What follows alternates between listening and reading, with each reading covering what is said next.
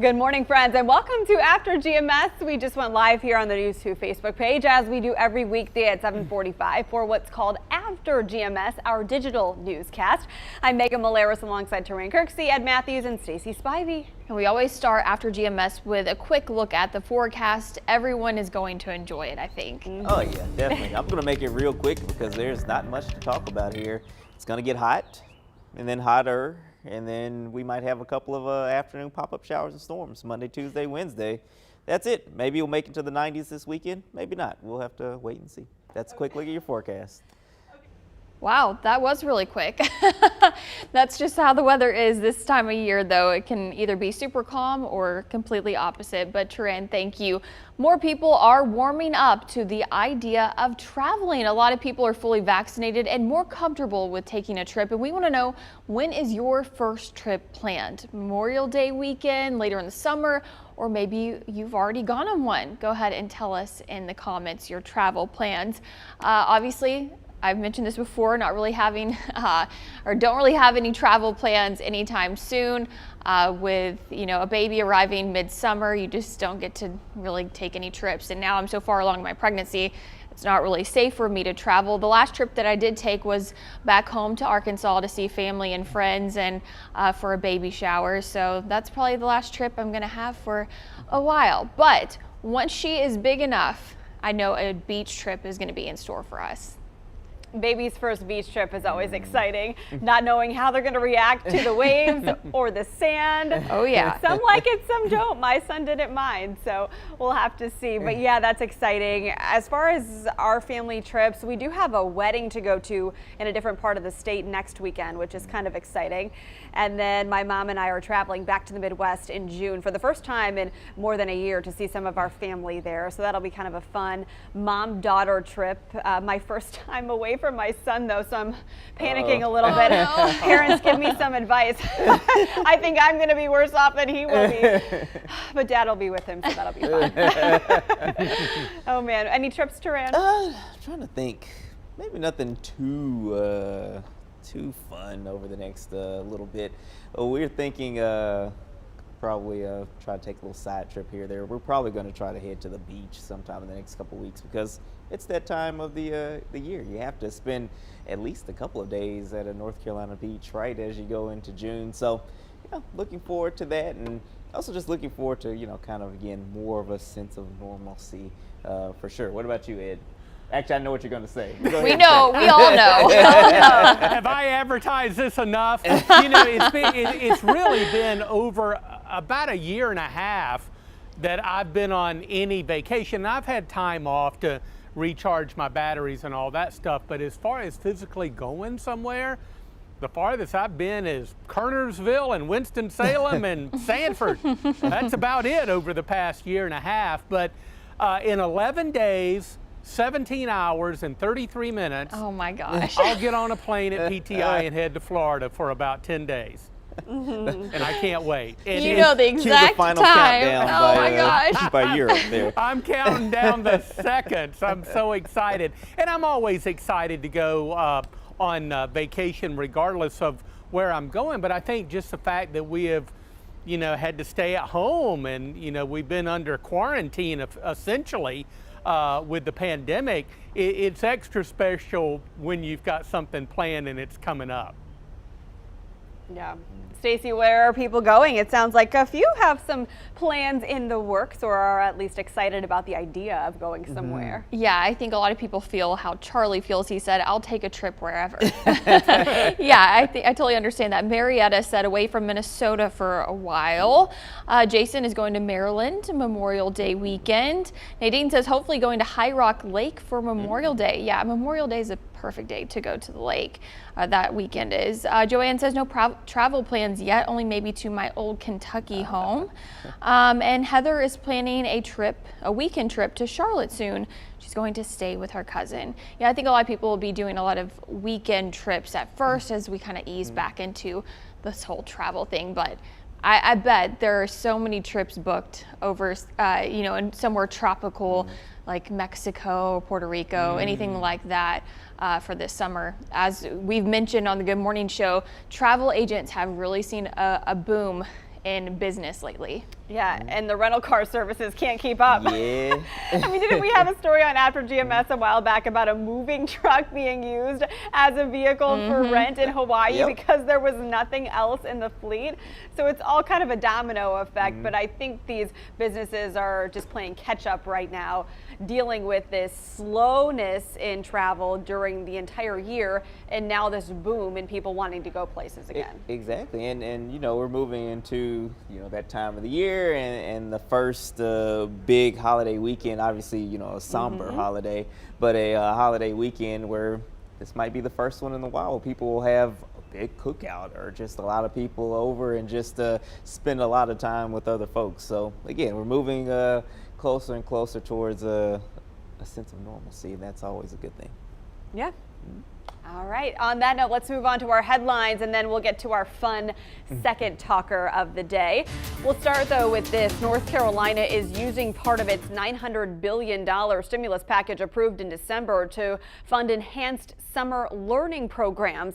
Lawmakers want to give students a way to make up for learning loss when classes were virtual. Teachers will get $3,500 per session, and they can get a $500 bonus. GCS says staff has already filled 98% of the district's summer learning sites. You can sign up for summer classes by finding more information on WFMYnews2.com. State lawmakers are also trying to figure out how to spend more than $5.5 billion from the second relief bill, the American Rescue Plan. Governor Cooper laid out his ideas. The biggest areas of spending in his proposal include more than $1 billion for infrastructure and another $1 billion for increasing high-speed internet access. The next big ticket items include money for education, housing assistance, and business relief. Have you heard about this? Pretty cool. Brookfield Properties is committed to investing to open 25 new minority-owned businesses across the Southeast region over the next 5 years. In Greensboro, they'll focus on uplifting Black business owners and finding them spaces at a local mall. Our Denise McMillan talked with the company and has more on how to qualify. This is the perfect opportunity for that person that's been running their business online for years and is now ready to open their first brick and mortar. And those who make it through the application process will get to open their shop right here inside the Four Seasons Town Center. Brookfield Properties owns the mall. They launched Power to Empower, this new program that has been a year in the making.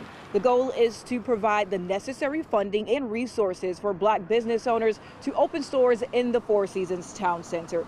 Jackie White owns African American art and more inside the mall. She says her family opened the first Black-owned business here in 1989. White says it's time more diverse shops open at Four Seasons. Diversity is key to anything. We cannot have sustainability with only one race always doing well, always seeing the fruits of everybody else's labor. Everybody should have a slice in this pie. Everybody, no matter what socioeconomic background you come from, no matter what race you come from, everybody should have a chance at the American dream. Brookfield says they want to use their platform to break down systematic racial barriers. Already, 35 applications have come in. I was speaking with an applicant today and doing an interview with her, and she started crying. And I said, "Oh my God, why are you crying?" And she said, "I am just so happy." She says, I'm so grateful and blessed that you all are giving me this opportunity. And Brookfield says although this program is focused on those who have Black-owned businesses, the application process is open to anyone. And those interested have until June 18th to jump on this opportunity. We'll have the link on our website at WFMYnews2.com. That's really cool. The North Carolina Zoo wants you to get vaccinated. If you get your dose during a clinic at the zoo, you'll get a free ticket for a future visit. The zoo is partnering with StarMed Healthcare in Randolph County to vaccinate people 12 years and up today through Saturday. Right now, reservations are required for a trip to the zoo. And to find out more information on the offer on our website, it's WFMYnews2.com. Well, if you're not headed to the zoo anytime soon, there's another outdoor activity you can do to take advantage of all the sunshine in the forecast: strawberry picking. And today is National Strawberry Picking Day. And it's something people around the Triad always enjoy to do. So we want you to share your favorite berry picking spot here in the Triad. And if you want to feed your berry cravings today, you can check out Ingram's Strawberry Farm. You can pick the sweet fruit from 11 this morning until 6 o'clock tonight. And if you need to cool off, they also have homemade ice cream and other treats for sale there. I've actually been there, but to go pumpkin picking, I guess. And I did try the strawberry ice cream. It was delicious, but I have yet to go pick strawberries here in the Triad. The only place I've been to get strawberries is the grocery store. So I need to go try it out. I love strawberries. I actually posted on my Instagram earlier this morning how I was eating strawberries and pineapple. That's been a big craving just in the past couple of weeks for me. So if you know good places, write in the comments and let me know. Yeah, we have so many great strawberry farms in the Triad. It's really hard to start naming them and then leave others out because everywhere is good. You just have to make sure that those farms are offering berry picking at the time you want to go, because some of them are still picking them themselves and then selling the berries at the local farm stand. So just call to make sure before you go. Ironically, of all the berry picking stories I have covered since living in North Carolina 8 years, I have never been berry picking just for fun on my own. But now that I have a little one in tow who loves strawberries, we are going to have to go soon. I'm just going to have to restrain him from picking every single berry and then ka-ching, ka-ching, ka-ching, because they're not cheap, you know. It's like he's picked 40 pounds of strawberries, man. Oh, God. It was like he was on it. He was getting all the berries. He's hired. Exactly. Oh, man. Oh, yeah. This is one of the good times of the year. You know, you have events like that. Certainly very cool, and man, I love strawberries too, so I might have to make a trip out to pick some strawberries as well. And it's just interesting, they have a day for everything. So it's also National Bring Triad Strawberries Day. So thank you in advance. Okay. No, don't do that. That's pretty cool. Ed, have you gotten your fill of strawberries yet? You know, I don't think I ever could. And you know, the strawberry season doesn't last very long, so you better eat them while they're around. Don't do much in the way of picking. You know, I can be lazy sometimes, but I do love to go out to the farmer's market. There's a big farm right near where my mom lives, and they actually rent space up here at the farmer's market out on Sandy Ridge Road, and they come up here every day and bring all of their produce, and one of their big produce items are the strawberries, and these things are gigantic. It's like eating an apple when you bite into these things, and they're so good. So just talking about this, I know what I'm going to do tomorrow on my day off. I'm headed out to the farmer's market to get some strawberries. More strawberries, because I eat them when I go to my mom's house, because she's always got a couple of buckets hanging around. Yeah. Well, Megan, it seems like people are saying two places that you should go. Okay, everyone's either recommending Rudd Farm or Ingram Farm. Okay. So Renee says Rudd. Bobby said he hasn't picked any in a long time, but he would love to check out Rudd Farm. Renee suggested Rudd. Let's see. And Charlie said Ingram. Bobby said that he goes to the grocery store like me to get them. Debbie goes to the grocery store as well. And then Joanne said she's allergic to strawberries. I'm so sorry. No. And then here's another question, okay, guys? With or without sugar? Jason posed the question. I think it kind of depends on the situation. I love putting strawberries, though, in my yogurt. Fresh strawberries in yogurt, so good. But when I was a kid, definitely like to sprinkle some sugar on it. Strawberries in themselves are a little sugary, so I don't know how much more you need, but Taran has given me the side eye, like, of course you have to douse them with sugar. Believe it or not, this is where I'm strange. I like sugar on a lot of stuff. You know, you got to put on watermelon and all the other stuff. But for strawberries, they just have like that natural sweetness and the tang that I don't really need to add any sugar to it. But, you know, let's say you like to put sugar on your strawberries, but you don't have any around. The best thing that you can do, and I hope you all listening. All right, the best thing you can do, you get a strawberry and you find one of those little cute turtles and you let them eat the strawberry. I don't know if y'all have ever watched the YouTube video of turtles eating like fruit. Oh, wow. It is the most calming thing ever. They're just so cute. They're so cute. That randomness has been sitting in my brain for about 10 minutes, and I had to get it out. But yeah, they have YouTube Okay. video and they're like so slow, and they're just eating the fruit. You love reptiles I too. love turtles. So you and love it just, turtles, It yeah. calms me down. So funny. It's peaceful. Just check Hysterical. it out. Check it out. Okay, something else about strawberries. Something else about strawberries. And I've learned this in covering these stories is that they retain the sweetness at the point at which you pick them. So you don't want to pick them too early because then they won't be as sweet as they would if you leave them on the vine, which is why the grocery store strawberries are never even comparable to the sweetness of those freshly picked strawberries at the farmer's market. That makes sense because they probably pick them earlier to make sure they stay. Stay ripe, yeah.